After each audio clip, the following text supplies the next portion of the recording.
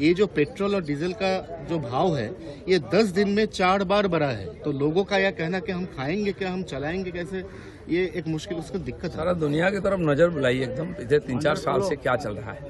कुछ देशों में तो पेट्रोल डीजल मिलता ही नहीं है, रात भर लोग लाइन में खड़े रहते हैं। लेकिन माननीय प्रधानमंत्री जी ने ऑयल कंपनियों को नुकसान होते हुए भी लोगों को राहत दी थी। लेकिन आज इस स्थिति में पहुंच गया कि कुछ ना कुछ दाम बढ़ाना पड़ेगा। उतना ही मिनिमम बढ़ाया गया है।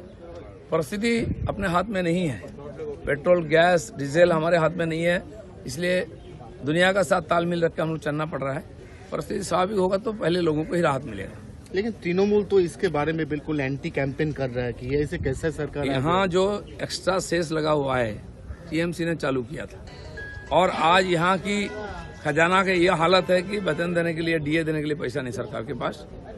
उसका भी हम लोग रास्ता निकाल रहे हैं। माननीय मुख्यमंत्री केंद्र सरकार के साथ बात कर रहे हैं, उसका समाधान निकले। दूसरा जो काम बाकी था, चाहे जीआरएमजी हो, आवास योजना का काम बाकी था, वो शुरू हो जाएगा। उसके लिए फंड भी आ रहा है, बाकी भी शुरू होगा। विशेष परिस्थिति है दुनिया की, और हमारी बंगाल की भी स्थिति थोड़ा नाजुक है, इसलिए थोड़ा समय इंतजार करना पड़ेगा, थोड़ी सी सेक्रीफाइस करनी पड़ेगी। दादा, ममता बनर्जी ने कल एक फेसबुक में उन्होंने बताया कि जून के महीने में इंडिया के जो गठबंधन है उसको शुरू किया जाए। ममता बनर्जी को अब स्थिति है कि पब्लिक के सामने आने की हिम्मत नहीं हो रही है, इसलिए फेसबुक में आपको लाइव करना पड़ रहा है, मैसेज देना पड़ रहा है। फेस टू फेस बोलिए ना, क्योंकि वो अधिकार खो चुके हैं।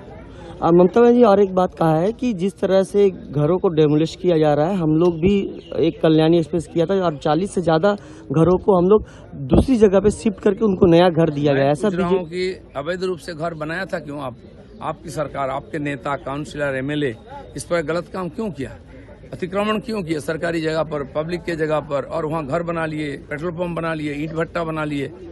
अभी हटा लो, नहीं तो सरकार मजबूर है लोगों को राहत देने के लिए, रास्ता साफ करने का हमें तो कुछ ना कुछ करना पड़ेगा। अब अभिषेक बनर्जी जो हलफनामा दिए थे इलेक्शन कमिश्नर के समय, इलेक्शन के समय, तो उसमें देखा गया था कि उन्होंने कोई बैंक अकाउंट नहीं, उनका खुद का घर कुछ नहीं है।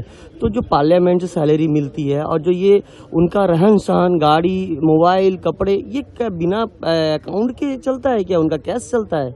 लोग जानते हैं यहाँ का बालू का पैसा कहाँ जाता है, कोयले का, गाय तस्करी का।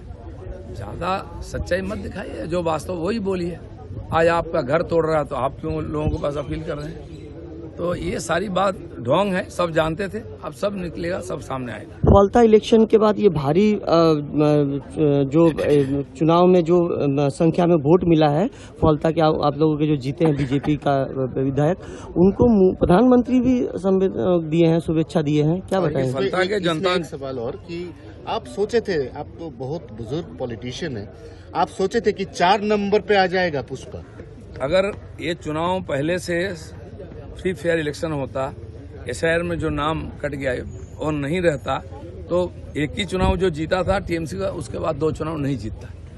सीपीएम भी इसी का आधार पर जीतता था।